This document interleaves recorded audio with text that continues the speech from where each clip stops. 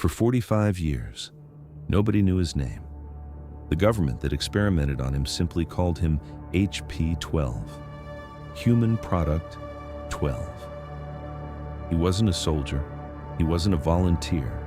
He was a construction worker who got into a car accident on his way to work and woke up in a hospital bed that the United States government had quietly turned into a laboratory. Every government keeps records, but some records, the ones that go wrong, the ones that would cause outrage if anyone ever read them, are written to be forgotten, buried in a file cabinet, marked classified, sealed for decades, attached to a number instead of a name. These are 5 real people that a government tried to erase from its own story. In the small, stubborn ways, the truth came back anyway. A man injected with a radioactive element without his knowledge. A group of men promised real medicine and given 40 years of silence instead. A child sterilized hours after giving birth, blamed for her own rape. A mother who checked herself in for help and came out unable to remember raising her own children. And a scientist who fell or was pushed from a 13th-floor window after he learned something he was never supposed to know.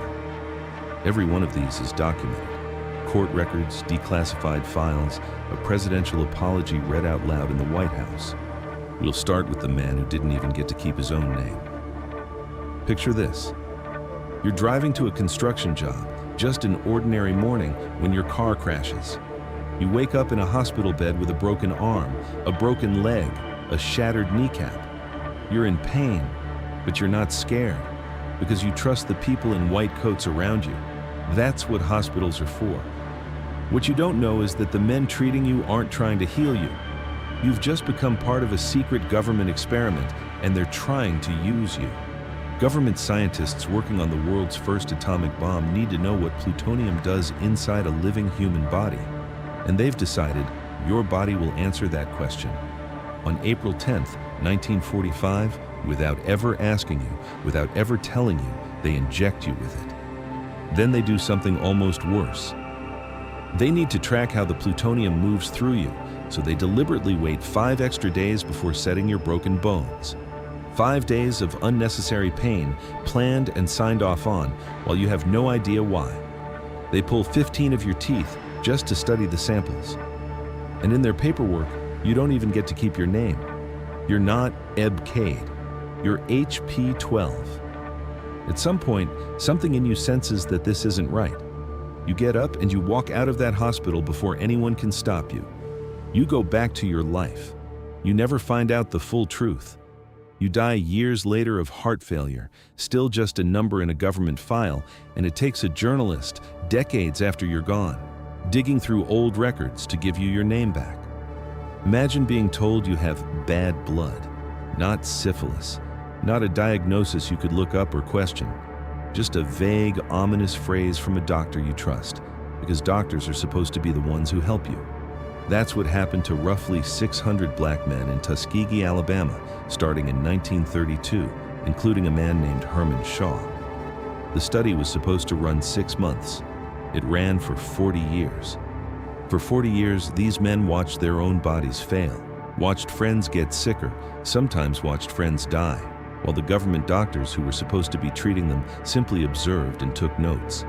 When penicillin became available, a real cure, the men in the study were never told.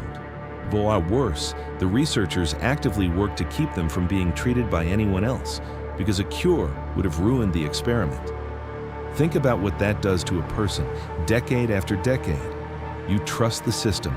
You watch the system fail you. And you have no way to prove what you already feel in your gut, that something is deeply wrong. Because the people lying to you are the same people you've been raised to believe would never lie to you. The truth only came out in 1972 when a whistleblower leaked it to a reporter. Herman Shaw lived another 25 years after that, waiting. In 1997, at 94 years old, he finally stood in the White House and heard the President of the United States apologize to him directly. He had waited his entire adult life for 4 sentences. Most of the other men in the study never lived long enough to hear them at all. In 1967, in a small town in North Carolina, a teenage girl named Elaine Riddick found her life turned upside down when she unexpectedly became pregnant through no fault of her own. She kept the story to herself as long as she could, afraid of what people would say. Here's where it gets worse. A county social worker reviewed her case, and instead of seeing a girl who needed protection, decided that Elaine herself was the problem. The official report never mentioned the truth of what had happened to her. It said she was promiscuous and feeble-minded, citing rumors that she'd been seen out at night unchaperoned, and recommended she be sterilized because of her supposed inability to control herself. Illinois State Eugenics Board reviewed that report and approved it. Nobody asked the 13-year-old girl what had actually happened to her. Hours after she gave birth, at 14 years old, a doctor sterilized her under that board's authority, while a family member, asked by the state, signed the form on her behalf. She didn't sign anything. She didn't understand what was happening. She just knew she woke up changed. She didn't even find out the full truth for years, not until a doctor in another state told her, almost in passing, that her body couldn't do what she thought it could.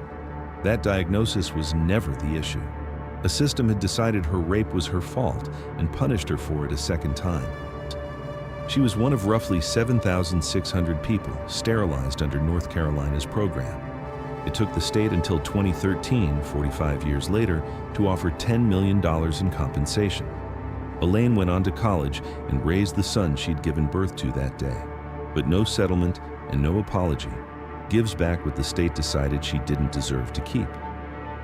In 1957, a woman named Velma Orlikow checked herself into the Allen Memorial Institute in Montreal for something painfully ordinary: postpartum depression after having her children.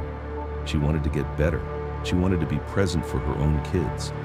She trusted the psychiatrist running the clinic, a respected doctor named Ewan Cameron, the way you'd trust any doctor with your mind when you're at your most vulnerable. But here's what she didn't know. Cameron wasn't just treating patients. He was running a secret, CIA-funded mind control operation, classified at the highest level, paid for by the same program behind the next story you're about to hear. His method was called de-patterning. He put patients into drug-induced comas for weeks at a time, gave them massive doses of LSD without proper consent, and ran electroshock treatments at a rate far beyond anything considered safe, all in an attempt to wipe a person's mind clean and rebuild it from scratch. Velma went in asking for help being a better mother. She came out with permanent memory loss, incontinence, and emotional damage so severe that she could no longer properly care for the children she'd checked herself in for in the first place. The one thing she went in to protect was the one thing the experiment took from her completely.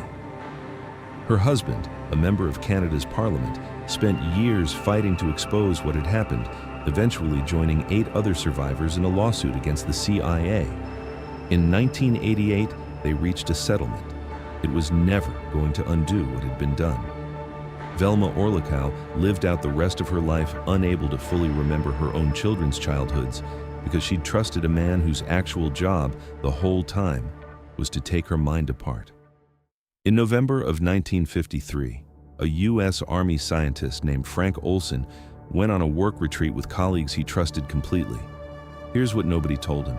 Those same colleagues, acting on behalf of the CIA, secretly slipped LSD into his drink that night as part of the same classified mind control operation you just heard about.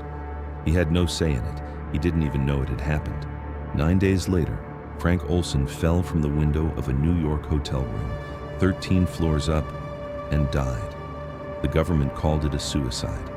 For 22 years, his sons grew up carrying that label, that quiet shame, believing their father had chosen to leave them. Then, in 1975, a government commission investigating CIA abuses revealed the truth about the drugging. The Olson family got an apology from the president and a settlement. For most families, that might have been where the story ends. It wasn't enough for Frank Olson's sons. In 1994, they had their father's body exhumed for a second autopsy, and a forensic pathologist found an injury on his skull that, in his expert opinion, looked less like a man falling through a window and more like a blow from something blunt before he ever went through the glass. In 2002, Olson's son Eric stood in front of reporters and said the sentence his family had waited almost 50 years to say out loud. His father wasn't a suicide. He was murdered. Nobody has ever been charged. The case has never been reopened. The full truth is either still classified or it's simply gone, and Frank Olson's children have had to live their entire lives without ever getting to know which. Ebb Cade, the men of Tuskegee, Elaine Riddick, Velma Orlikow, Frank Olson, more 5 very different people, 5 different decades, and one thing in common. A government that assumed the truth about what it had done to them would simply stay buried. In every one of these cases, it didn't. Not because the system corrected itself, but because a journalist kept digging, a family ordered an exhumation, a husband spent years fighting in court. The truth came back because someone refused to let it disappear. Which raises an obvious question. How many more files like these are still sitting in a drawer somewhere, waiting for someone to go looking? If one of these 5 stories stuck with you, say which one in the comments. And if you want to see the next 5 people history almost erased, subscribing is the only way you won't miss it.